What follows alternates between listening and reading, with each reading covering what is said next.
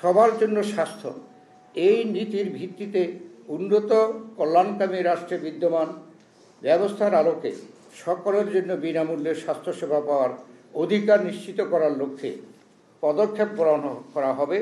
যুক্ত রাজ্যের যে ন্যাশনাল হেলথ সার্ভিস NHS বা এ জাতীয় সার্বজনীন স্বাস্থ্য ব্যবস্থা ইউনিভার্সাল হেলথ কাভারেজ এর আলোকে সকলের জন্য সর্বোচ্চ স্বাস্থ্য সেবা প্রাপ্তির নিমিত্তে প্রয়োজনীয় সকল পদক্ষেপ গ্রহণ করা হবে। দারিদ্র্য বিমোচন না হওয়া পর্যন্ত সুবিধাবঞ্চিত হতদরিদ্র জনগণের জন্য সামাজিক নিরাপত্তা বেষ্টনী আরও সম্প্রসারিত করা হবে। জাতীয় বাজেটে স্বাস্থ্য খাতে বরাদ্দ GDP 5% এর কম হবে না। প্রাথমিক ও প্রতিরোধমূলক স্বাস্থ্য সেবা নিশ্চিত করার লক্ষ্যে পর্যাপ্ত সংখ্যক প্রশিক্ষিত নারী ও পুরুষ পল্লী স্বাস্থ্য কর্মীর ব্যবস্থা করা এবং অসংক্রামক রোগের চিকিৎসা, শিক্ষা, গবেষণা সুবিধা নিশ্চিত করা হবে।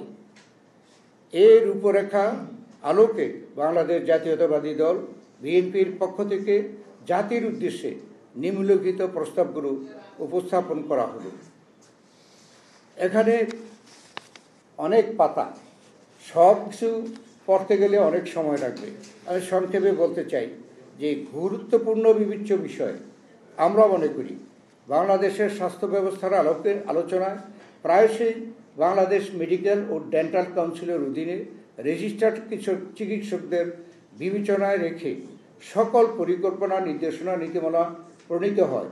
ফলে দেশে বিদ্যমান প্রচলিত ঐতিহ্যবাহী traditional medicine, Unani, Ayurveda, homeopathy, কবিরাজি চিকিৎসা ব্যবস্থার অস্তিত্ব উপেক্ষিত হচ্ছে। ফলে অতীতের প্রচলিত চিকিৎসা ব্যবস্থার অধিকতর উন্নয়ন, আধুনিকায়ন ও বৈজ্ঞানিক করার লক্ষ্যে প্রয়োজনীয় গবেষণা ও বিবিধ সহায়তা প্রদান সমান গুরুত্বপূর্ণ। স্বাস্থ্য খাতে বিগত 15 বছর অনিয়ম এবং তার এখন করণীয় আমাদের এখানে প্রস্তাব হচ্ছে। বিগত আওয়ামী লীগ আমলে স্বাস্থ্য খাতে আর্থিক দুর্নীতি, অনিয়ম সহ পদোন্নতি, বদলি, প্রশাসনিক পুনর্বিস্তারে, প্রশাসনিক দুর্বৃত্তায়নের মাধ্যমে রাষ্ট্রের আর্থিক ক্ষতি সাধনের সাথে স্বাস্থ্য ব্যবস্থাকে দলীয়করণের আবরণে আচ্ছাদিত করা হয়েছে।